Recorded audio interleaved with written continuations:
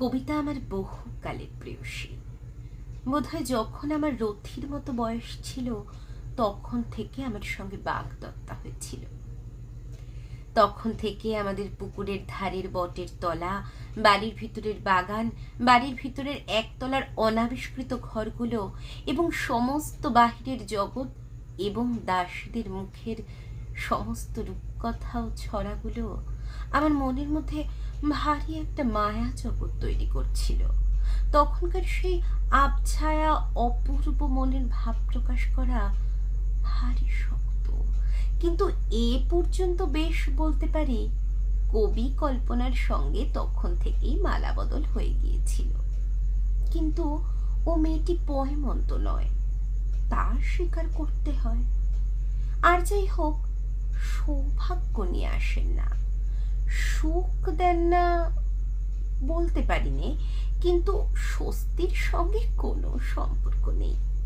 যাকে বরণ করেন তাকে নিবিড় আনন্দ দেন, কিন্তু এক এক সময় কঠিন আলিঙ্গনে হৃৎপিণ্ড নিংড়ে রক্ত বের করে নেন। যে লোককে তিনি নির্বাচন করেন সংসারের মাঝখানে ভিত্তি স্থাপন করে গৃহস্থ হয়ে স্থির হয়ে আয়েশ করে বসা, সে লক্ষ্মী ছাড়ার পক্ষে একেবারে অসম্ভব। কিন্তু আমার আসল জীবনটি তার কাছেই বন্ধক আছে। সাধনায় লিখি আর জমিদারি দেখি, যেমনি কবিতা লিখতে আরম্ভ করি অমনি আমার চিরকালের যথার্থ আপনার মধ্যে প্রবেশ করি। আমি বেশ বুঝতে পারি এই আমার স্থান। জীবনে জ্ঞাতসারে এবং অজ্ঞাতসারে অনেক মিথ্যাচরণ করা যায়, কিন্তু কবিতায় কখনো মিথ্যে কথা বলিনি।